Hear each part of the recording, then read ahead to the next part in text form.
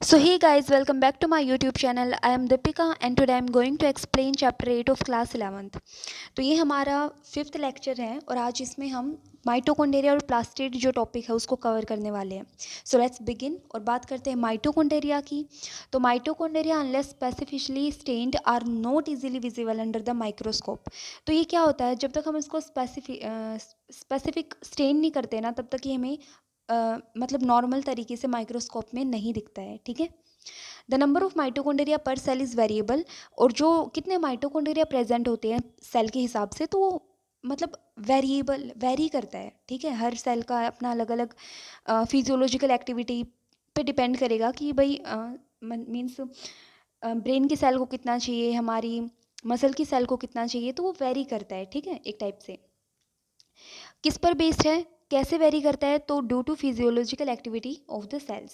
In terms of shape and size, shape और size के base पे considerable degree of variability is observe. तो हमें क्या देखने को मिलती है, शेप और साइज के बेस पे भी हमें वेरिएबिलिटी देखने को मिलती है. मीन्स इनका शेप है, इनका साइज है, वो भी वेरी करता है. ठीक है.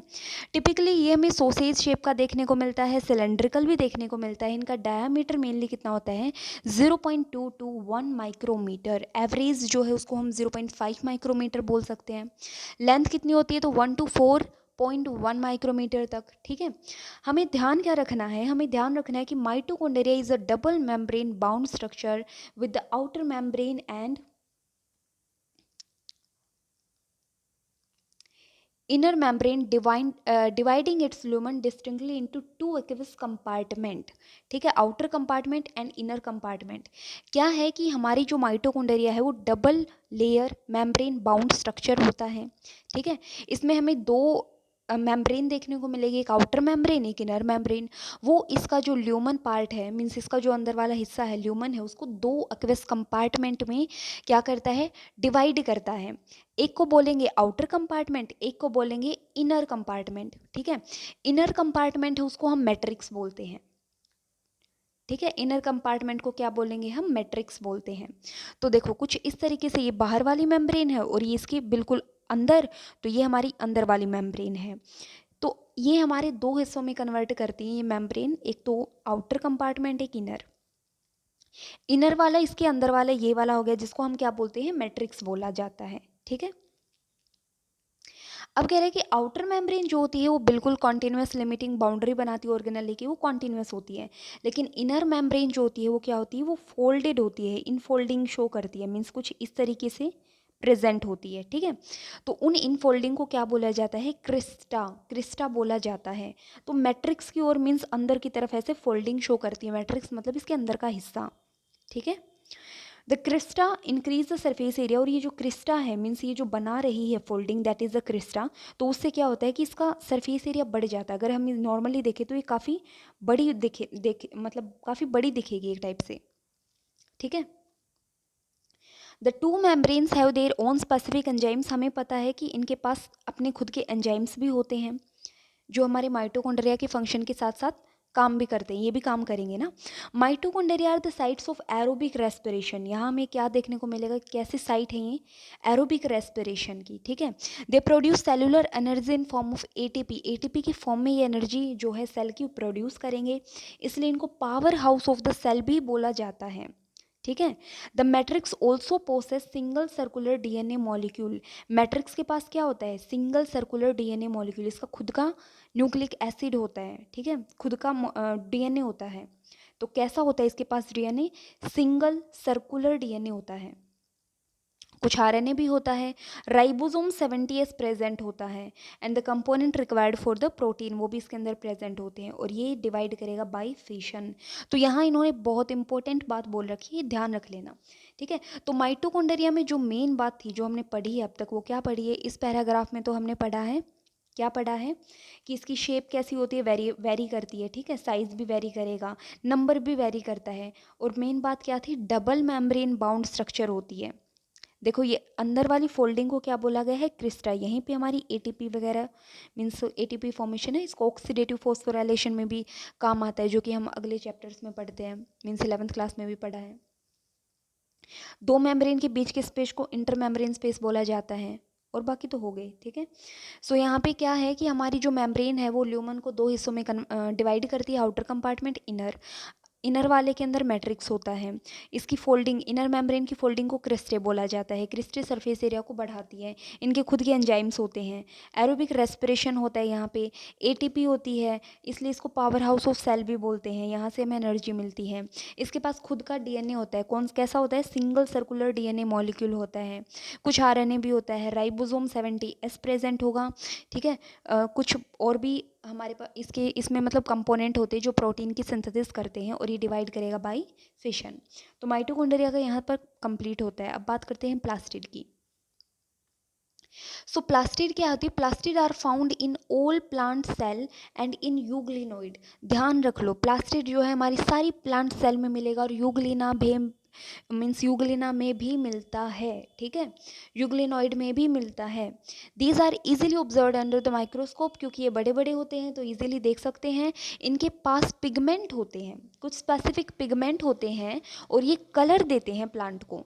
जैसे पिगमेंट के बेस पे इस 3 टाइप के हमारे प्लास्टिड देखने को मिलते हैं, एक क्लोरोप्लास्ट, एक क्रोमोप्लास्ट, एक ल्यूकोप्लास्ट, ठीक है। जो हमारा क्लोरोप्लास्ट होता है ना, इसमें क्या होता है? क्लोरोफिल होता है और कैरोटीनोइड पिगमेंट होते हैं, ठीक है। और ये रिस्पॉन्सिबल होता है किसके लिए? लाइट एनर्जी को ट्रैप कर लेगा।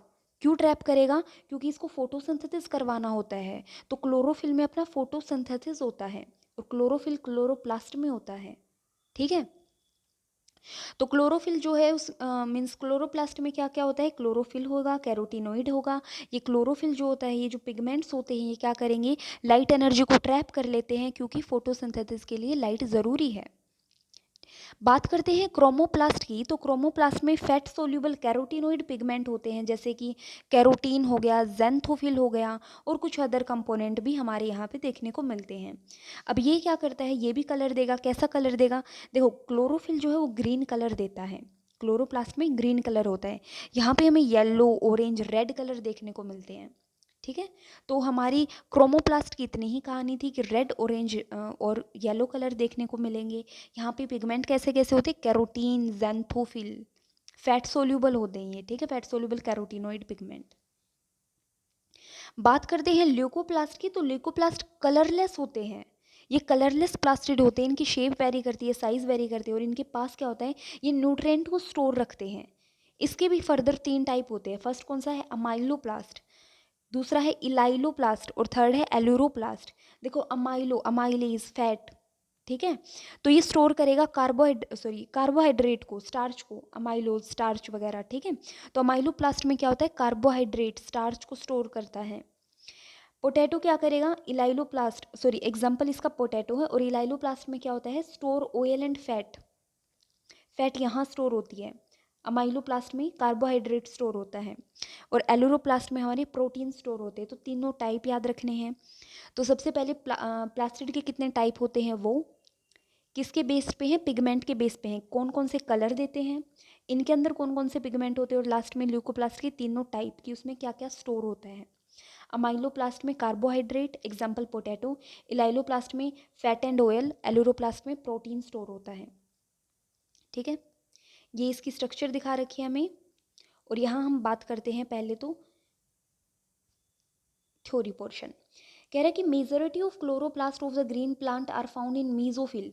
बहुत इंपॉर्टेंट लाइन है कि हमारी देखो जो लीफ होता है ना, उस लीफ में कुछ सेल्स होती हैं जिनको मीजोफिल सेल बोला जाता है। उन सेल के अंदर हमारे क्लोरोप्लास्ट होते हैं, ठीक है। ये लेंथ शेप के हो सकते हैं, ये Oval, spherical, discoid, ribbon like organelle. इनकी लेंथ वेरी करती है, लाइक 5 to 100 माइक्रोमीटर लेंथ होती है, विड्थ 2 to 4 माइक्रोमीटर होती है, ठीक है।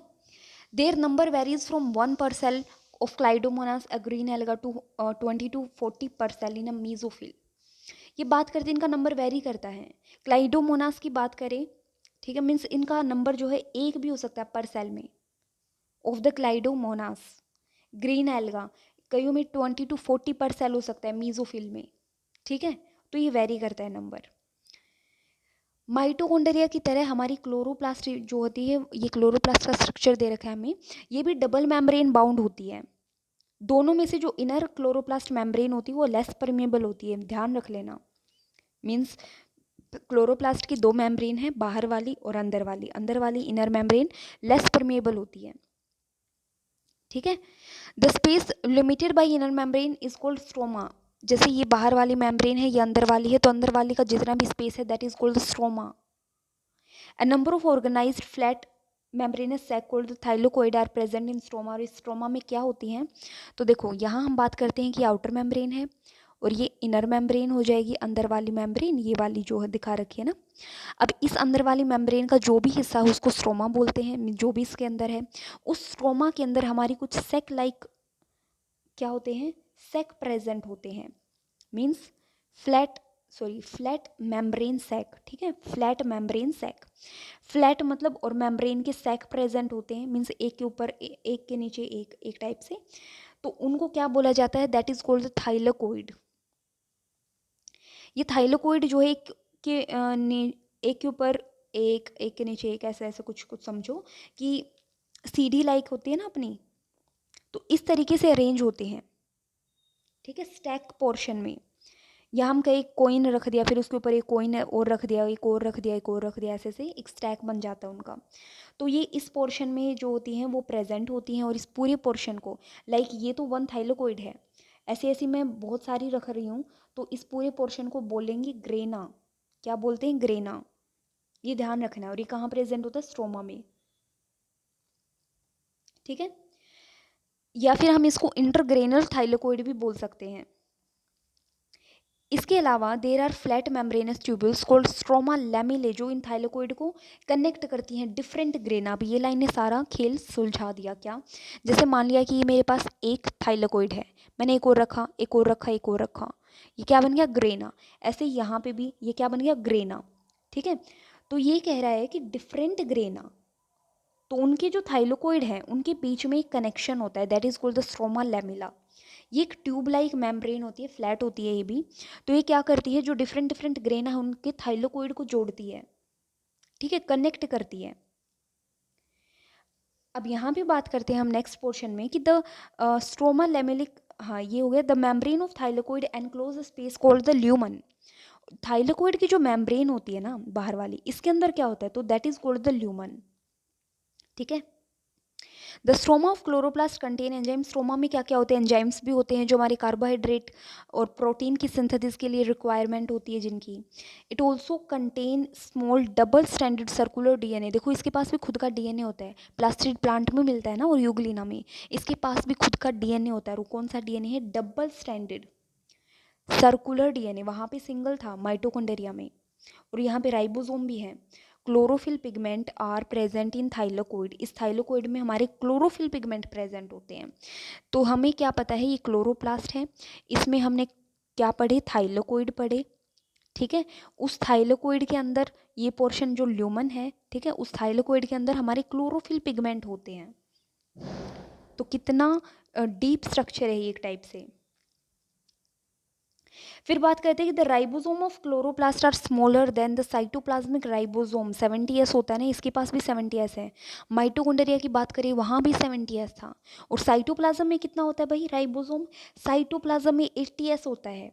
अब ये 70s 80s क्या है वो हम राइबोसोम पढ़ेंगे ना, तब पढ़ेंगे। तो एक बार जल्दी से देखो ये स्ट्रक्चर, आउटर मेम्ब्रेन है, इनर मेम्ब्रेन है, बात करें ये एक पर्टिकुलर थाइलोकोइड है, इसके अंदर वाले को क्या बोलेंगे, ल्यूमन बोलेंगे, ठीक है। ये डिफरेंट डिफरेंट थाइलोकोइड है सिंगल। अगर मैं बहुत सारी यहाँ लगा दूँ तो that is called the granum. इन ग्रेनम को एक कौन कनेक्ट करता है, that is the stroma lamellae, connection का काम ये करता है। तो अब तो इजी हो गया ये, ठीक है। तो इसकी क्या है, एक मेन ये है कि डबल मेम्ब्रेन बाउंड होती है, इनर क्लोरोप्लास्ट लेस परमेबल होती है। फ्लैट मीन्स इनर जो मेम्ब्रेन है वो उसके पोर्शन को स्ट्रोमा बोलते हैं, जिसके अंदर हमारे थाइलोकोइड होते हैं। अगर मैं बहुत सारी थाइलोकोइड इकट्ठा करूँ that is called the granum. और उन ग्रेनम, ये जो ग्रेनम है और इनके जो थाइलोकोइड को कनेक्ट कौन करता है, स्ट्रोमा लैमिले कनेक्ट करेगा। थाइलोकोइड के पर्टिकुलर फंक्शन, थाइलोकोइड में क्या होता है, थाइलोकोइड के अंदर वाला material that is called the lumen. इन थाइलोकोइड में हमारे क्या होते हैं, क्लोरोफिल पिगमेंट होते हैं, ठीक है। हो गया खत्म। बस ये थोड़ी और इम्पोर्टेंट बातें हैं क्या, कि इसके पास खुद का डीएनए, इसके पास खुद का डीएनए होता है।